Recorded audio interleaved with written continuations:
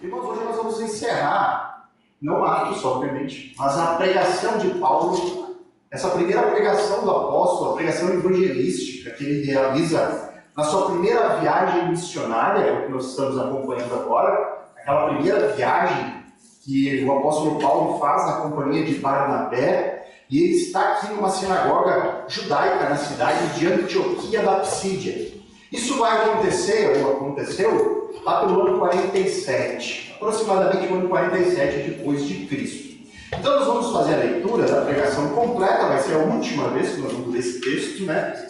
Não na nossa vida, né? Mas aqui, as exposições, é a última vez que nós vamos ter contato com ele. Então vamos prestar bastante atenção desde o verso 16, mas lembrando que hoje o foco é só a conclusão do sermão que está nos versos 38 a 41. Então acompanhe comigo Atos 13, a partir do verso 16. Então diz assim a palavra do Senhor. Paulo, levantando-se e fazendo com a mão sinal de silêncio, disse: Israelitas e todos vocês que temem a Deus, escutem.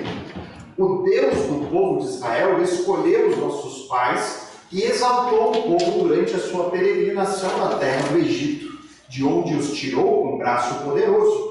Suportou os maus costumes do povo durante uns 40 anos no deserto. E havendo destruído 7 nações em Canaã, deu essas terras como herança ao seu povo. Tudo isso levou cerca de 450 anos. Depois disso, lhes deu juízes, até o profeta Samuel.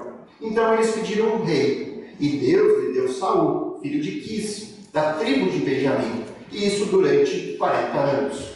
E tendo tirado Saul, levantou-lhes o rei Davi, o qual também, dando testemunho, disse: Achei Davi, filho de Jessé, homem segundo o meu coração, que fará toda a minha vontade. Da descendência deste, conforme a promessa, Deus trouxe a Israel o Salvador, que é Jesus. Antes da manifestação dele, João pregou um batismo de arrependimento a todo o povo de Israel. Quando João estava completando a sua carreira, disse: Quem vocês pensam que sou? Não sou aquele que vocês esperam, mas depois de mim vem aquele de cujos pés não sou digno de desamarrar as sandálias. Irmãos, descendência de Abraão e todos vocês que temem a Deus, a nós foi enviada a palavra dessa salvação. Pois os moradores e as autoridades de Jerusalém, não conhecendo Jesus, nem as palavras dos profetas que são lidas todos os sábados, cumpriram as profecias quando condenaram Jesus. E, embora não achassem nenhuma causa de morte, pediram a Pilatos que ele fosse morto. Depois de cumprirem tudo que estava escrito a respeito dele, tirando-o do madeiro, puseram-no em um túmulo. Mas Deus o ressuscitou dentre os mortos. E durante muitos dias ele foi visto pelos que tinham acompanhado da Galiléia para Jerusalém, os quais são agora as suas testemunhas diante do povo. E nós anunciamos a vocês o evangelho da promessa feito aos nossos pais, como Deus a cumpriu plenamente a nós, seus filhos, ressuscitando Jesus, como também está escrito no Salmo número 2, Você é meu filho, hoje eu gerei você. E quanto ao fato de que o ressuscitaria dentre os mortos, para que jamais voltasse à corrupção, Deus o expressou dessa maneira: E cumprirei a favor de vocês as santas e fiéis promessas feitas a Davi.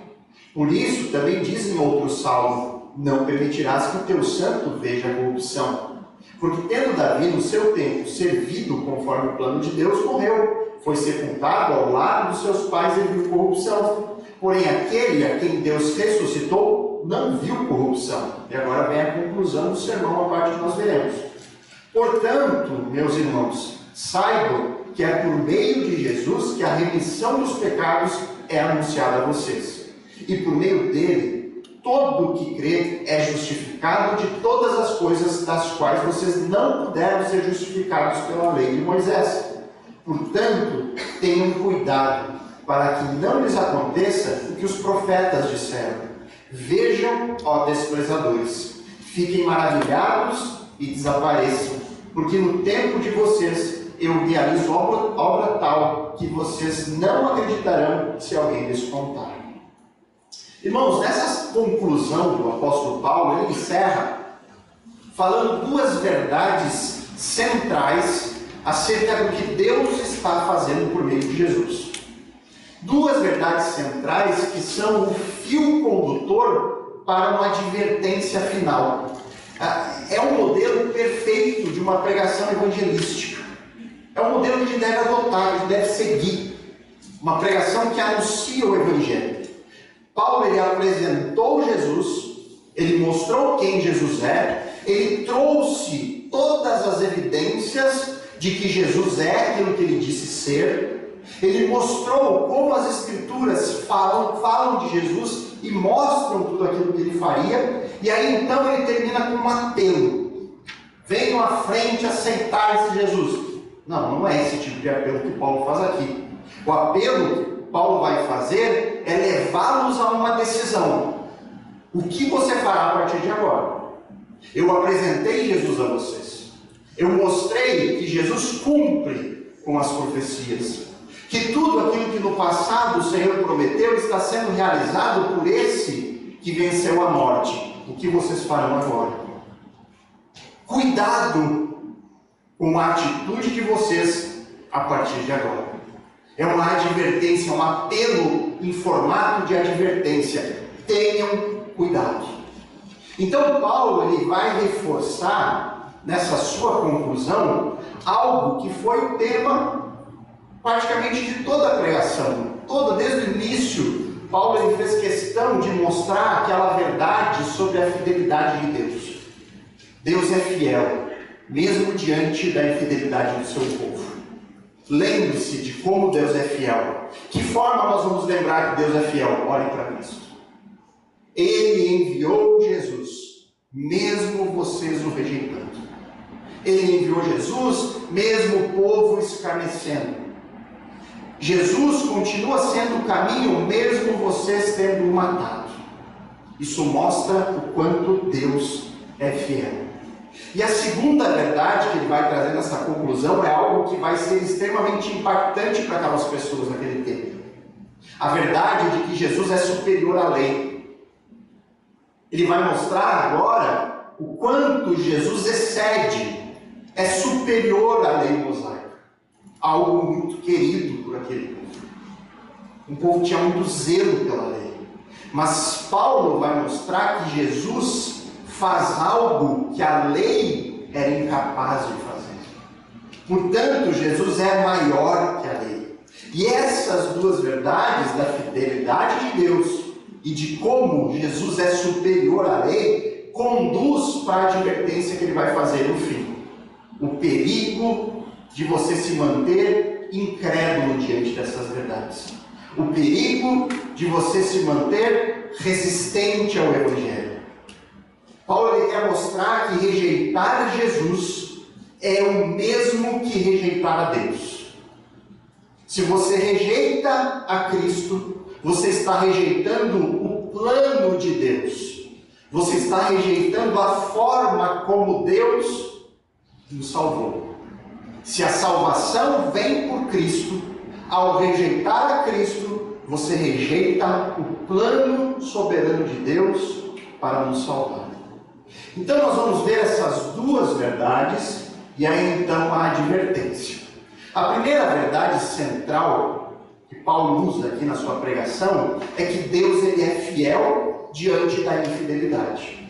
E isso está no verso 38. Veja novamente o verso 38 do texto. Ele diz ali: portanto, conclusão, estou concluindo. Portanto, meus irmãos, saibam que é por meio de Jesus que a remissão dos pecados é anunciada a vocês.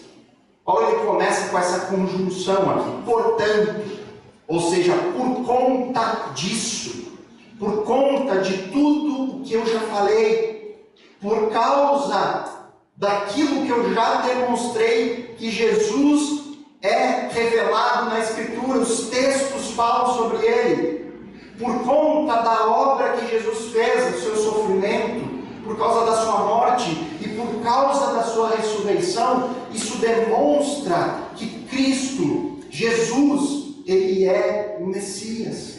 Ele é o rebento de Davi. Ele é o rei libertador. Por causa disso. E aí ele diz: saibam que é por meio deste Jesus que eu anuncio que a remissão dos pecados está sendo anunciada a vocês. E olha que interessante, irmãos. Este aqui é o primeiro registro de pregação do apóstolo Paulo. E Paulo, ele conclui aqui, colocando como ênfase, falando em primeiro lugar sobre Jesus ser aquele que nos redime. Jesus é quem nos redime do pecado. E por que isso é interessante? Porque esse não é um termo comum de Paulo nas suas epístolas. Paulo fala muito pouco de redenção, de redimir. Paulo gosta muito mais de usar o termo perdão. Ele gosta muito mais de abordar o tema da justificação. Ele pouco fala da redenção com o termo redimir. Mas aqui em Antioquia, ele começa falando sobre isso. Sobre Jesus ser aquele que nos redime. Irmãos, redenção é um termo associado à liberdade a escravos. A libertação de pessoas cativas, escravizadas. É um termo usado para falar de cancelamento de dívida. É um termo usado para falar da liberdade da terra no ano do jubileu, o 7º ano judaico, onde a terra era redimida, era liberta do seu trabalho, então ela dava um ano de descanso para ela. Esse termo está associado com essas coisas. E aí você tem que pensar, mas de que Jesus, o rebento de Davi, vem nos libertar? E aí faz sentido com aquilo que Paulo tem exposto aqui. Quem que ele tem demonstrado que Jesus é? O rei descendente de Davi. É isso que ele tem mostrado. Jesus é o rebento de Davi. Ele é aquele que Deus prometeu que viria. E ele viria para fazer o quê? Salvar o seu povo. Dentro do contexto do rei libertador, ele viria para libertar o seu povo, para redimir o seu povo. E aí eu quero que você abra em um texto do Evangelho de Lucas, mesmo autor de Atos. É um dos textos mais incríveis para mim das Escrituras. É aquele texto que um dia, na eternidade, eu vou pedir: Senhor, não tem como mostrar um videotape desse dia? Eu gostaria muito de ver o que aconteceu naquele momento. Eu imagino que vai ter isso no céu. Não estou dizendo que isso é uma verdade indiscutível, é o meu desejo. Eu creio que a gente vai ter sessões de cinema para ver essas histórias incríveis. O dilúvio, Moisés saindo do cativeiro do Egito. Eu creio que nós vamos assistir lá as histórias, ver como isso aconteceu. E esse é uma cena que eu gostaria muito de ver. Lucas 4, versos 16 a 21.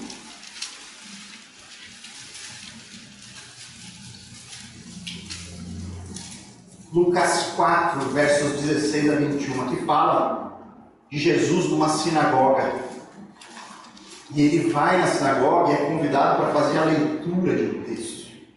E aqui as pessoas já tinham aquela imagem, Jesus já tinha aquela fama de que ele podia ser o Messias, o Cristo. E aí dão uma oportunidade para ele falar. E olha só o que acontece aqui. Isso aqui é incrível. Fico imaginando, deve ter sido uma das cenas mais impactantes da história da humanidade. O texto conta assim, verso 16, Lucas 4. Jesus foi para Nazaré, onde havia sido criado. As pessoas o conheciam. As pessoas ali tinham visto ele crescer. Talvez muitos amiguinhos ali que estavam ali, jogaram bola com Jesus. Jesus nunca errou um passe de futebol. Eles sabiam que Jesus era diferente. Ou nunca xingou o amiguinho, Então já está bom assim. Jesus era humano, ele também ali teve que aprender a jogar bola, Ele tem que dizer assim: Jesus foi para Nazaré, onde havia sido criado. Num sábado entrou na sinagoga segundo o seu costume. Ele fazia isso e levantou-se para ler. Era normal, a leitura bíblica era feita por alguém ali da comunidade. Aí então deram para ele o livro do profeta Isaías. Por acaso? Isso foi acaso do destino? Não foi. Era para ser assim. E abrindo o livro, achou o lugar onde está escrito. E aí você imagina Jesus vendo isso. O Espírito do Senhor está sobre mim, porque Ele me ungiu para evangelizar os pobres, enviou-me para proclamar libertação, redimir, redenção, libertação aos cativos, aqueles que estão escravizados, presos, e restauração da vista aos cegos, para pôr, mais uma vez o termo, em liberdade, redimir os oprimidos e proclamar o ano aceitável do Senhor. Ele deu isso e fechou o livro, fechou o rolo, né? Aquele tempo não era livro. Jesus o devolveu ao assistente e sentou-se. Olha o que acontece, todos na sinagoga tinham os olhos fixos nele. Eita, olha o que ele deu agora. É ele então? É ele mesmo? E aí então Jesus disse: hoje se cumpriu a escritura que vocês acabam de ouvir. E aí eles ficaram bem contentes, né? Celebraram. Então, tentaram matar Jesus depois disso. Mas ele afirmou: eu vim para fazer o quê? Libertar. Eu vim para redimir os cativos. Eu vim para redimir os oprimidos. Então Paulo, no seu sermão, aí você pode voltar para Atos, ele está trazendo à memória aquilo que Deus fez por meio de Jesus. Mesmo diante da infidelidade do seu povo, algo que foi visto ao longo de toda a história de Israel, mesmo diante da rejeição que o Messias sofreu, sendo traído, sendo julgado, sendo espancado, sendo humilhado, sendo crucificado, mesmo assim Deus permanece fiel. Por quê? Porque é por meio desse desprezado que é possível encontrar libertação. É por meio de Jesus. E você imagina Paulo falando para aquele povo que havia visto e participado da rejeição a Jesus. Paulo está dizendo: olha, isso só mostra que Deus é fiel, porque é por meio desse que vocês rejeitaram que vocês podem ser redimidos, libertos do pecado. E aí, queridos, por que nós temos que ser redimidos do pecado? Por que nós precisamos ser libertos do pecado? Porque o pecado nos aprisiona, o pecado nos prende, o pecado nos deixa acorrentados a uma sentença de morte. O pecado nos prende a obras más. O pecado nos deixa alienados de Deus, afastados de Deus. Nós não queremos a Deus porque o nosso coração está acorrentado ao pecado, corrompido. Nós nascemos assim, nascemos nesse cativeiro.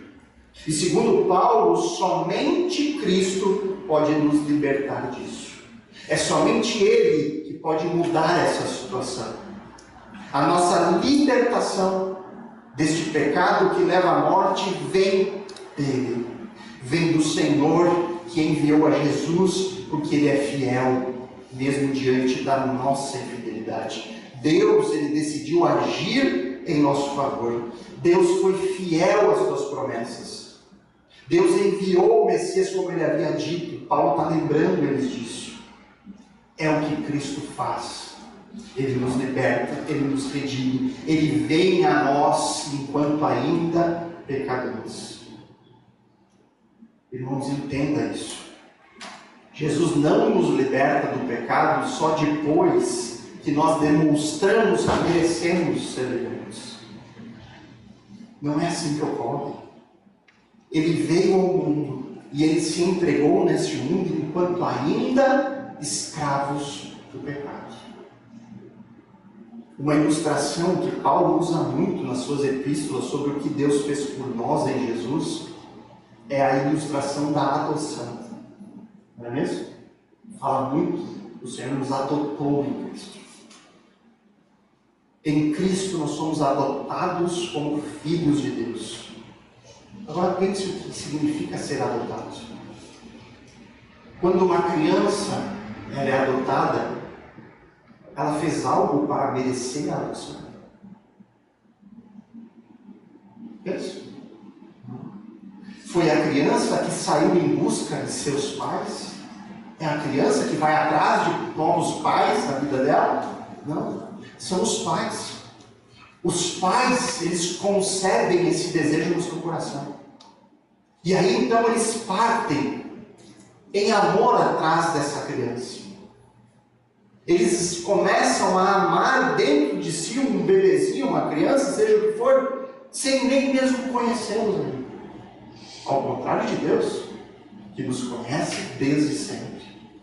Mas a ação de quem adota é dos pais e não daquele que vai ser adotado.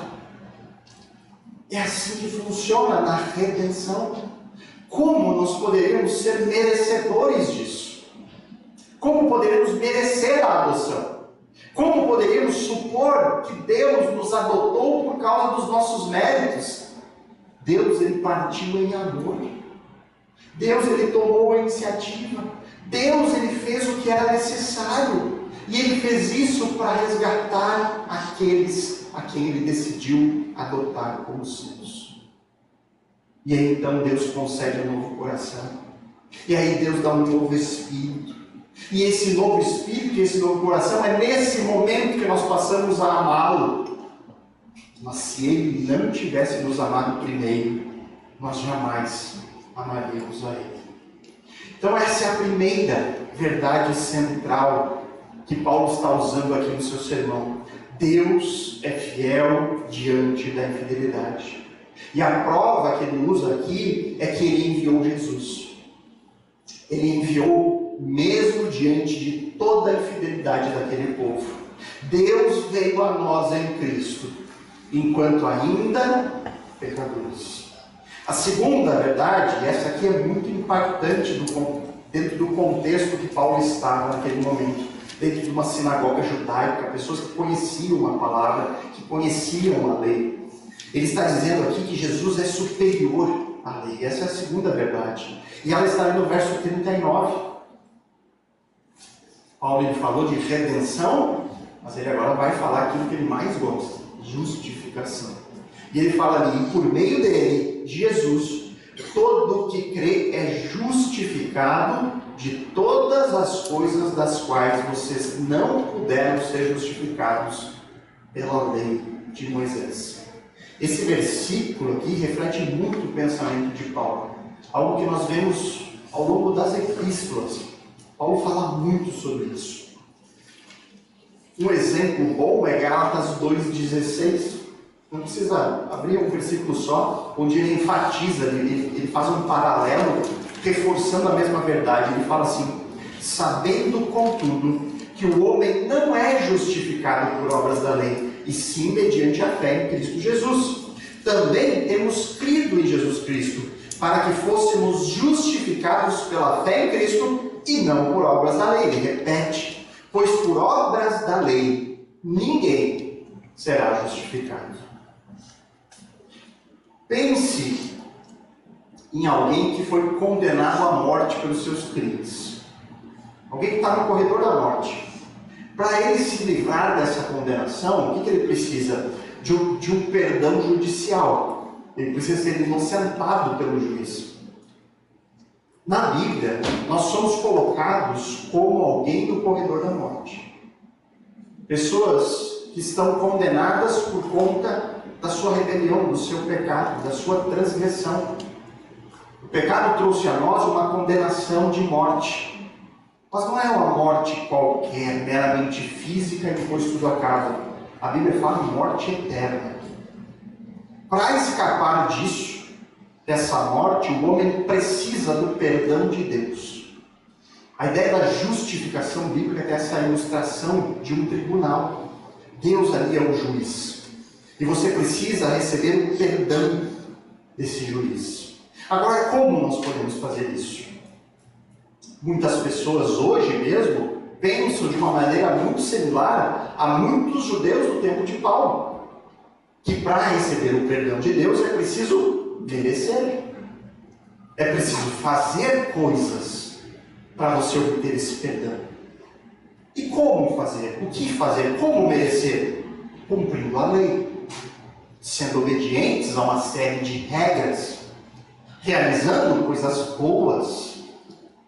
Por isso, irmãos, é muito comum você encontrar cristãos que não possuem a certeza da salvação. É muito comum. E eu quero que você pense aí, você tem a certeza da sua salvação? Se eu lhe perguntar hoje, farei essa pergunta daqui a pouco na entrevista de novos membros. O Tiago está me esperando. Vou perguntar para ele, você tem certeza da sua salvação? Por quê, irmãos? Porque quando alguém, ao pensar sobre isso, fica em dúvida, e isso já acontece seguidas vezes, quando a gente pergunta, por que você tem dúvida? Qual o motivo da sua dúvida sobre a salvação? Normalmente a pessoa diz, pastor, eu não tenho certeza, porque eu não tenho sido tão frequente a Bíblia a igreja quanto eu gostaria. Eu não tenho conseguido ler a Bíblia todos os dias, eu estou com uma rotina muito puxada. Eu não estou servindo em nenhum ministério hoje. Eu não tenho feito algumas coisas que eu sei que eu deveria fazer. Irmãos, não estou dizendo que essas coisas não são importantes. Se você percebe que tem que mudar algo na sua vida, mude. Se você sabe que faz coisas condenadas pela Escritura, abandone. E faça isso logo. Mas é preciso entender que a nossa salvação não depende disso. A nossa salvação não depende da minha frequência em igreja. A minha salvação não depende de se eu leio a Bíblia todo dia ou não. A minha salvação não depende de quanto eu sou generoso com os pobres. Sabe por que não depende, irmãos? Porque se dependesse, então a obra de Jesus teria sido insuficiente. Então aquilo que Jesus fez na cruz não é tudo que eu preciso. Eu preciso acrescentar algo. A obra da cruz foi imperfeita e eu preciso aperfeiçoá-la para mim ser salvo. Irmãos, como nós vamos poder acrescentar algo diante daquilo que Cristo fez por nós? Jesus morreu no nosso lugar. O que eu posso fazer para acrescentar? Nada. E aqui dentro do contexto de Atos, por mais esforçado que um judeu fosse, por mais dedicado que ele fosse, tentando guardar toda a lei, ele sabia, ele reconhecia a sua incapacidade. Irmãos, na lei mosaica são mais de 600 regras, leis. Mas além disso, no judeu do primeiro século, ele tinha mais algumas milhares que foram construídas em torno da lei. O judeu sabia, o judeu estava sobrecarregado de regras, de normas. É nesse contexto que Jesus diz, venham sobrecarregados, e eu vos aliviarei. Porque vocês não conseguem.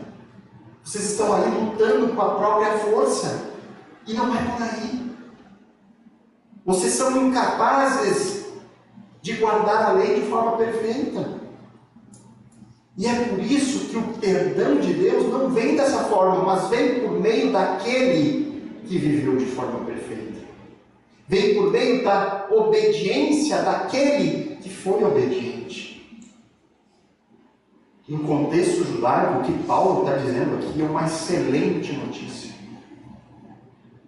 É a ótima notícia do Evangelho, uma mensagem que traz alívio para pessoas sobrecarregadas, que traz alívio para o judeu cansado, para aquele judeu que se esforçava para ser perfeitamente obediente, mas ele sabia que não conseguia. E aí então vem uma boa notícia, a justificação, o perdão de Deus não vem por obras, vem pela fé naquele que venceu a morte. Deus nos concede perdão não pelos nossos méritos, não porque nós merecemos, não porque nós somos perfeitamente obedientes, mas porque nós olhamos para aquele que é perfeitamente obediente. Nós olhamos para os méritos de outro, nós olhamos para aquele que venceu a morte e nós confiamos nele. Nós depositamos toda a nossa confiança e esperança no Rei libertador prometido. Somente pela fé. Somente pelos méritos de Cristo, somente por meio da sua justiça. É dessa forma que nós somos salvos. Ao olhar para Cristo e confiar nele, os méritos dele são colocados na minha conta. Se você olhar para Cristo com confiança, deixando de lado qualquer mérito, reconhecendo, Senhor, eu não posso fazer nada, eu sei que eu sou incapaz, eu sei que eu não consigo ser perfeito, eu sei que eu não consigo ser obediente em tudo, por isso a minha esperança é somente Cristo. Se você fizer isso, os méritos dele, os méritos de Cristo são colocados na sua conta. Isso é justificação. Isso é perdão. Somente Jesus pode fazer isso porque ele é superior à lei. É superior como? Porque ele fez o que a lei era incapaz de fazer. Justificar. Providenciar perdão para os nossos pecados, nos tirar do corredor da morte e nos transportar para a vida eterna. Importante dizer, irmãos, isso não significa que a lei era ruim, que a lei era má, ou que a lei não tinha propósito. Não. O que o Novo Testamento fala é que o papel da lei era limitado. Em Jesus se inicia uma nova maneira de Deus lidar com o seu povo. Cristo é superior à antiga aliança, porque ele oferece aquilo que a antiga aliança não consegue fazer. A lei aponta para isso. Essa é a maior função dela, mostrar que Jesus é o único e suficiente Salvador. Irmãos, é por isso que não há espaço para legalismo no cristianismo. Por isso. E hoje muito tem se falado sobre legalismo. Mas eu percebo que muitas vezes essa palavra é usada e entendida de uma maneira equivocada. E eu quero que vocês entendam o real significado do que é ser legalista, do que é o legalismo, para que não haja confusões.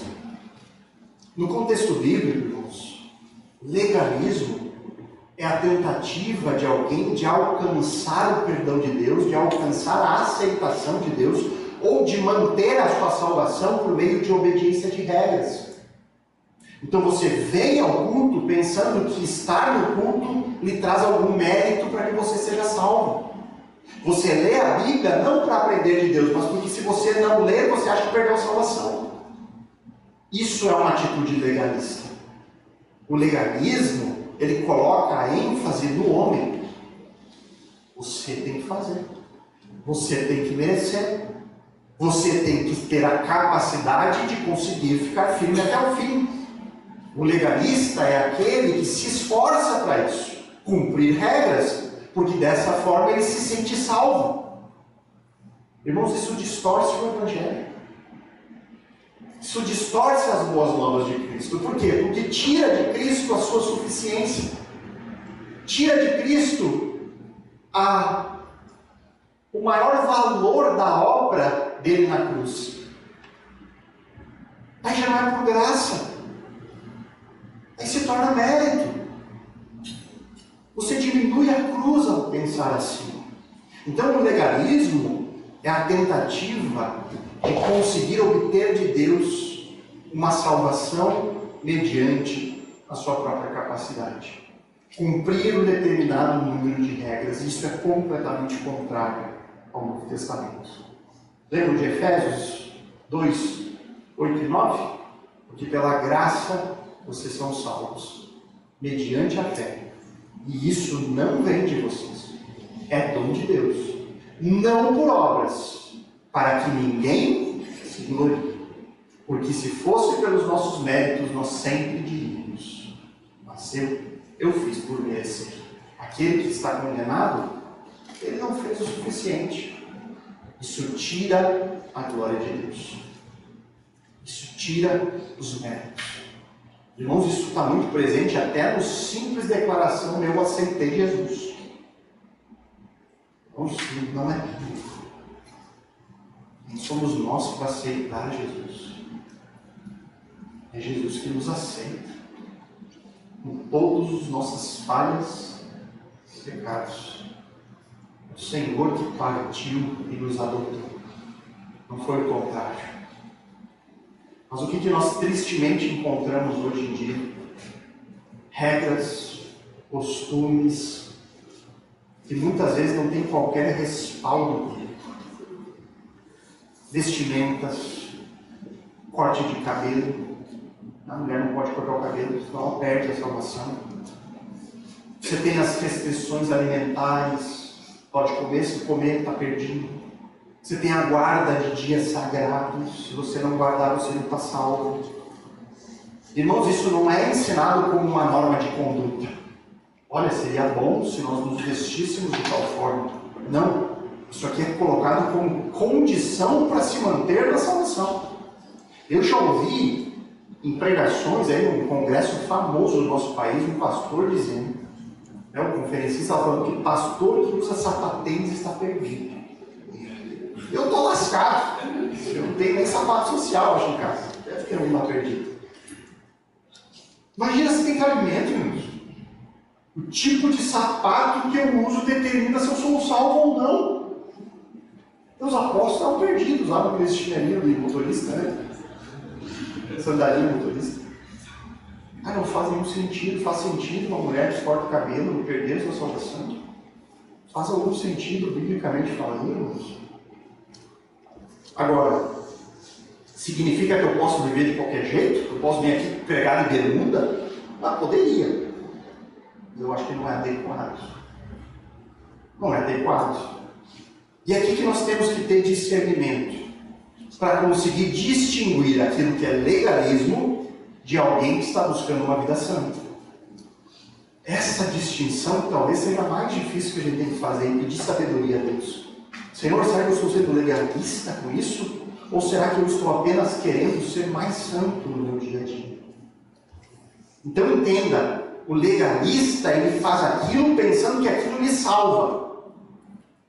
Agora, se você opera mudanças de conduta na sua vida, porque você tem aprendido na palavra, você glorifica Ele. Isso não é legalismo. E aqui eu vou dar um exemplo, irmãos, bem claro aqui, sobre o assunto, porém muito polêmico. Muito polêmico. Mas eu vou usar ele, porque eu quero causar polêmica.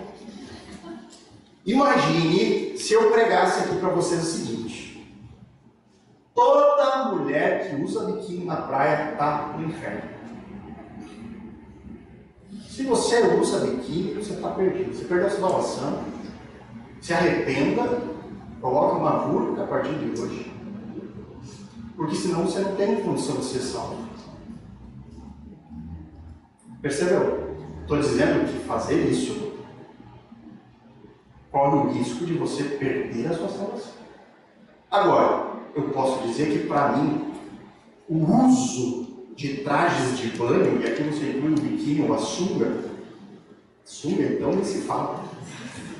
Para mim isso é um absurdo completo diante do que a Bíblia ensina.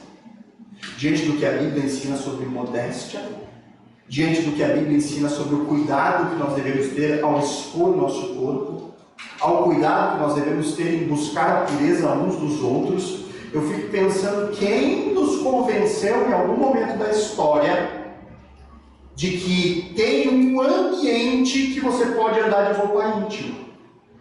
Você viria aqui na igreja de roupa íntima? Você iria me visitar na minha casa de roupa íntima? Se você fosse, a minha esposa ia dar uma voadora na porta.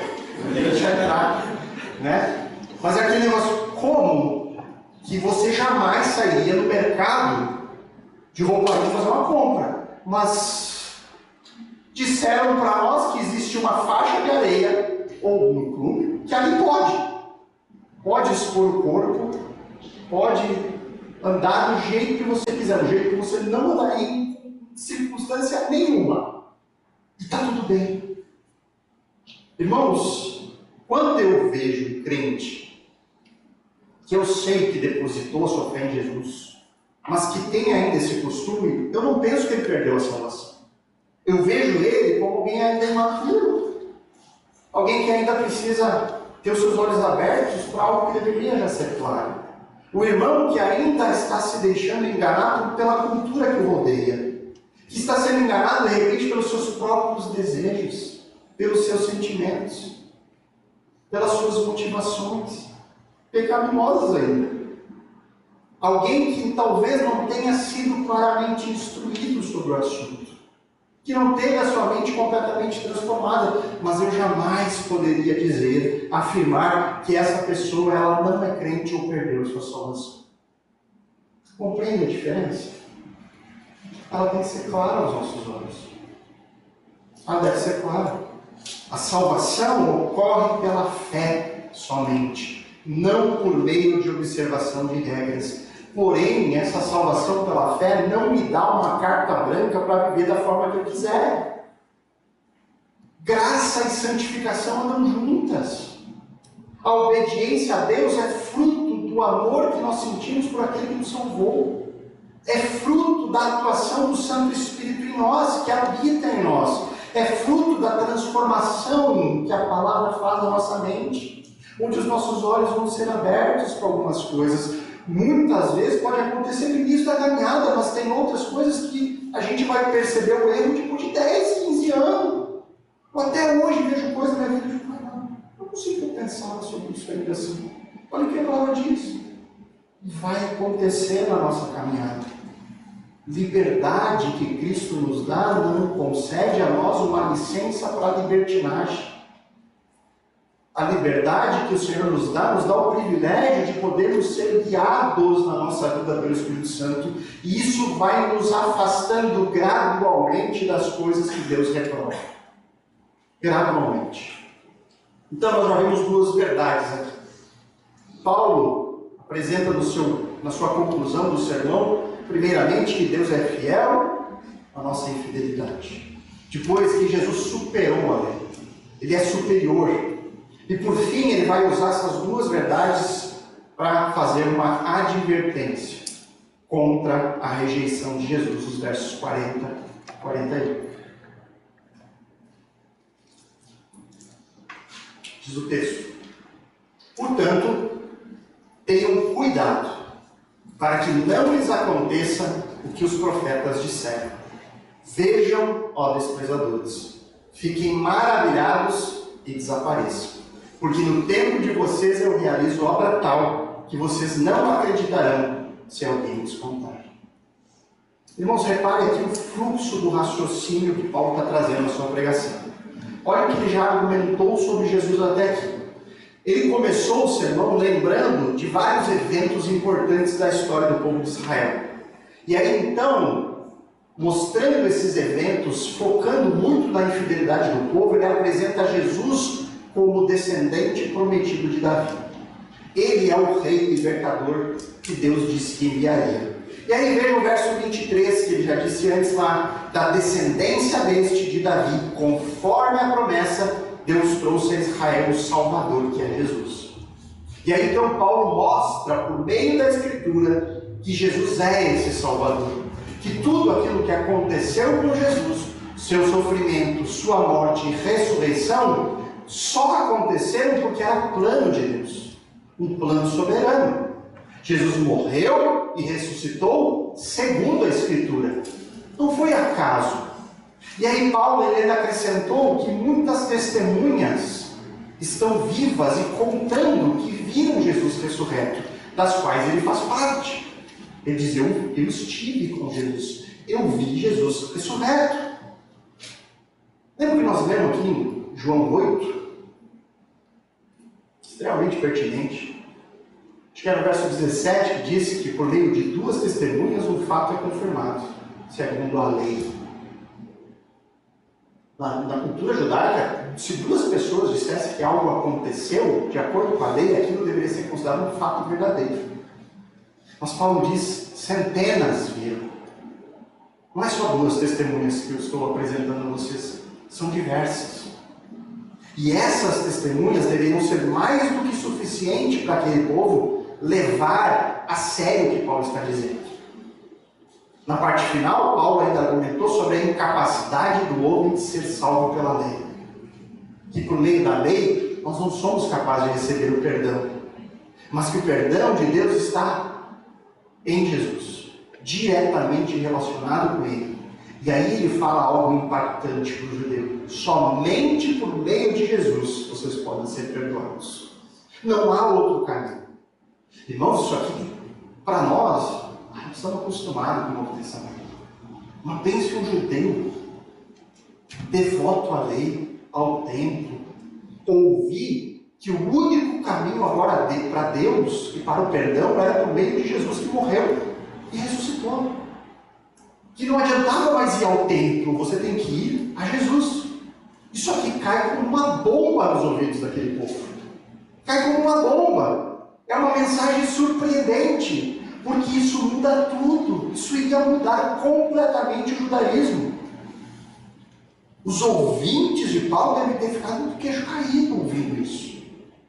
Talvez seja o motivo do qual ele vai ser convidado para voltar. Nós vamos ver na próxima exposição. Eles pedem, volte aqui nos contar de novo isso. Volte na próxima semana a pregar essa história fantástica. Uma notícia surpreendente. O que nós fazemos, irmãos, com uma notícia surpreendente? Pensa comigo.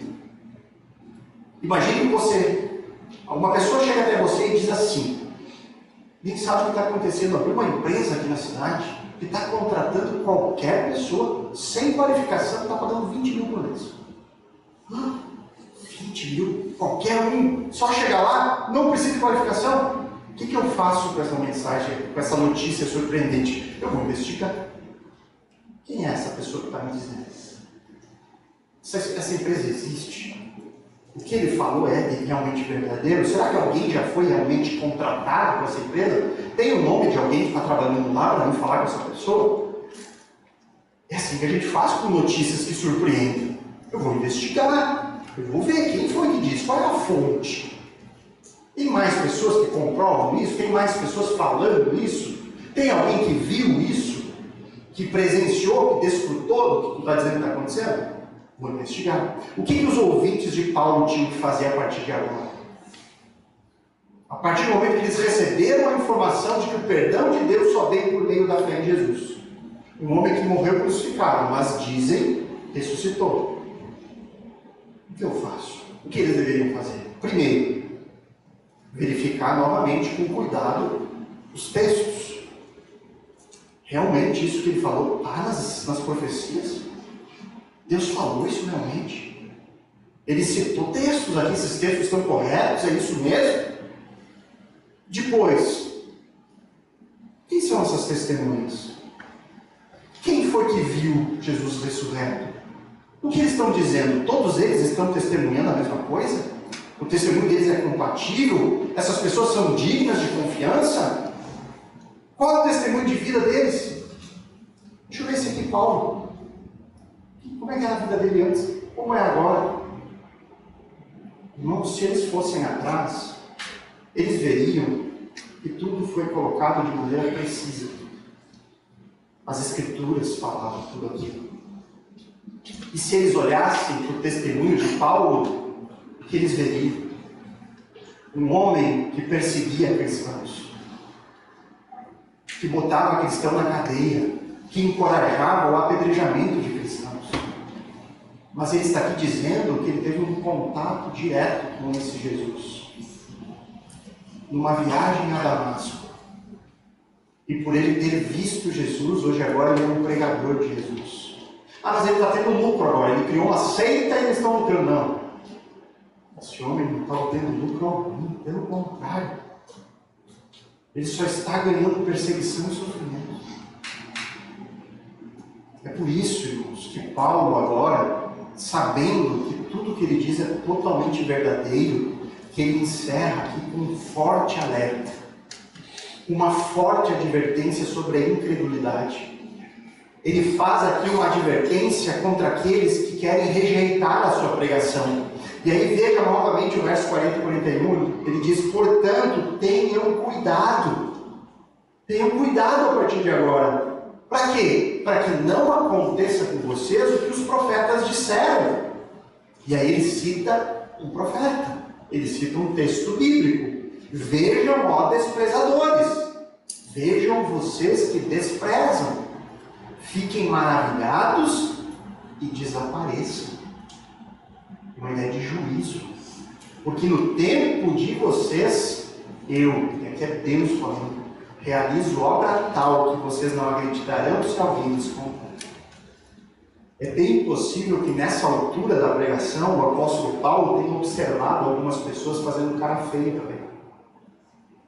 É comum a gente observar isso. Pessoas que se retorcem, pessoas que não gostaram de alguma coisa, às vezes até pessoas debochando. É possível que Paulo viu isso. Ele tenha visto algumas expressões de pessoas furiosas. E aí Paulo ele cita o profeta Abacuque, lá no capítulo 1, verso 5. O profeta Abacuque ele foi um profeta contemporâneo do profeta Jeremias. Ele profetiza algumas décadas antes da destruição de Jerusalém, do cativeiro babilônico, lá pelo ano 600 aproximadamente antes de Cristo. Lá Deus levanta o profeta Abacuque para anunciar ao povo idólatra, um povo rebelde, que Deus faria algo extraordinário no meio deles, algo que eles não acreditariam, nem se ele contasse. E o que é esse algo extraordinário naquele momento? É que Deus usaria uma nação estrangeira, os babilônicos, para executar juízo sobre o seu povo. Deus ia levantar um rei mau, perverso, um povo perverso, para levar cativo o seu próprio povo. É isso que eles não acreditariam se fosse contado. Os ouvintes de Paulo, eles conheciam essa história. Eles sabiam que os judeus não deram ouvidos a Abacuque. E por não dar ouvidos a Abacuque, a paciência de Deus chegou ao fim e o exército babilônico sitiou Jerusalém e exilou os habitantes, lá pelo ano 586. Eles não deram ouvidos ao profeta. Paulo ele está sendo Abacuque. Paulo está fazendo a mesma coisa. É o Abacuque do seu tempo. E ele convida os seus ouvintes a examinar com cuidado o que está acontecendo. Paulo está se dirigindo a quem não quer crer, a quem se recusa a acreditar, a quem rejeita a ressurreição, mesmo diante de abundantes testemunhos. Irmãos, pense só, várias e várias pessoas viram e contaram. Esse relato que nós temos nas nossas mãos é exatamente esse. Pessoas que viram e deram a sua vida para espalhar a maior notícia deste mundo. A notícia de que Jesus é o Rei Libertador, que veio a este mundo, morreu e venceu a morte. O apóstolo está dizendo para aquelas pessoas que se recusam a crer nas evidências: cuidado, cuidado para que vocês não sejam pegos de surpresa. Cuidado, cuidado, porque essas verdades que eu falei a vocês, tudo aquilo que foi falado é o plano de Deus, é a salvação que veio do Senhor. Irmãos, essa pregação aqui de Paulo, ela tem que ecoar aos nossos ouvidos. Toda pregação, ela tem que ser um convite ao Evangelho, um convite à fé em Jesus. Toda pregação bíblica tem que levar as pessoas a Cristo. Nós somos informados por Paulo sobre a vinda deste rei que Deus prometeu. E Paulo dá um nome, é Jesus.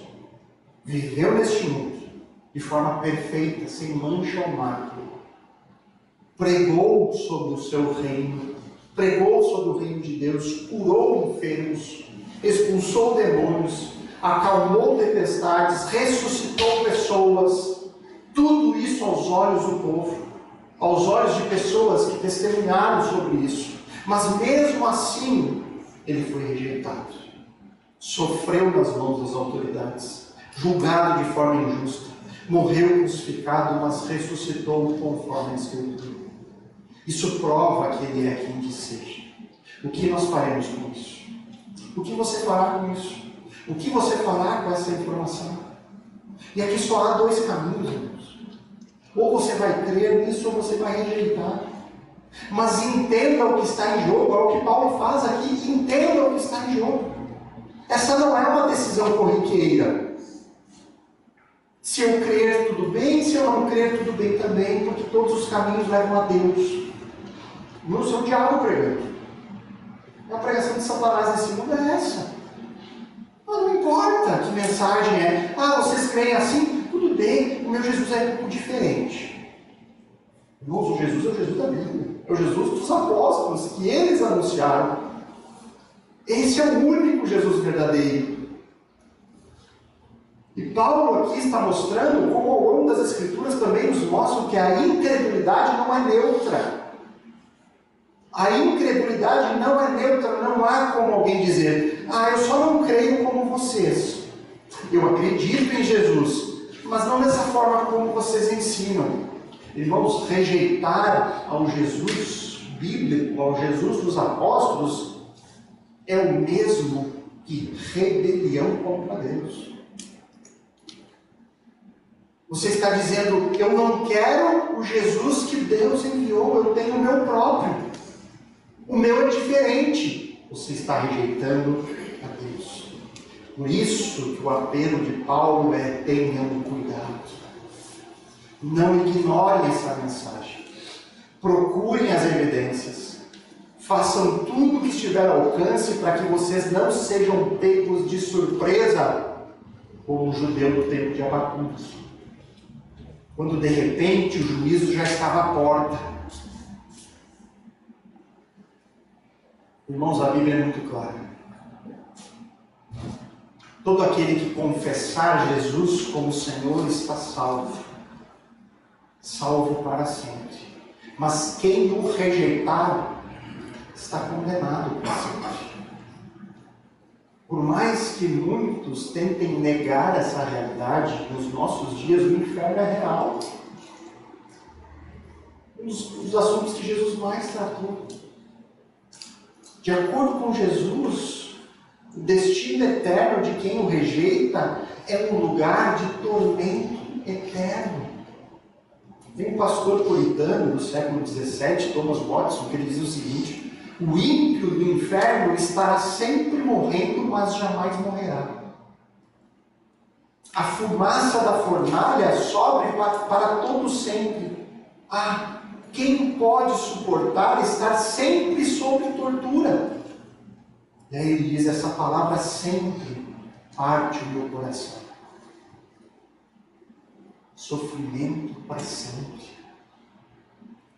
E aí muitos dizem, mas pastor, isso é duro demais. Eu não acredito que Deus fará isso, porque Deus seria injusto com essas pessoas.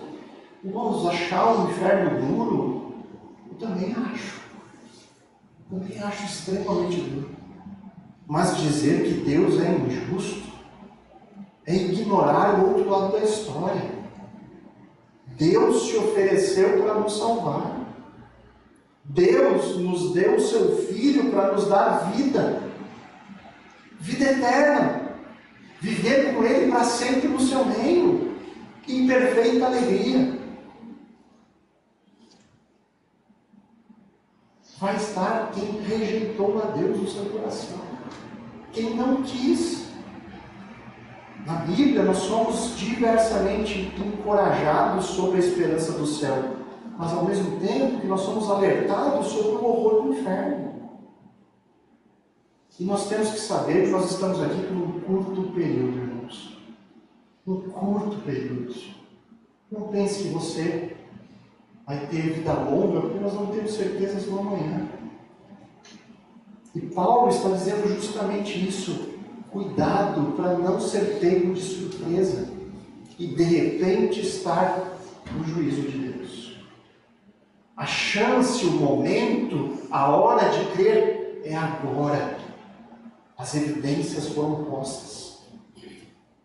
Tudo aquilo que Deus revelou em Cristo está diante de nós. E é por isso que eu encerro com o mesmo alerta de Paulo. Tenham cuidado. Tenham cuidado para que não lhes aconteça o que os profetas disseram. Tomem cuidado para não serem pegos de surpresa com o juízo de Deus. O Senhor nos oferece salvação. É somente em Cristo.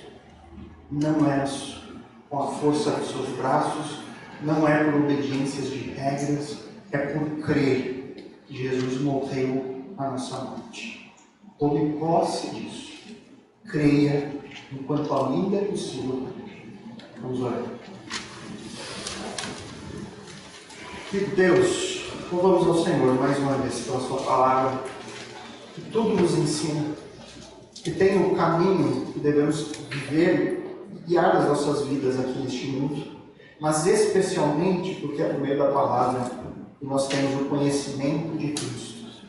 É por meio da palavra que o Senhor mostra o nosso pecado a nós. E é através do Teu Santo Espírito que essas coisas criam raízes em nós. Por isso, eu oro aqui, Pai.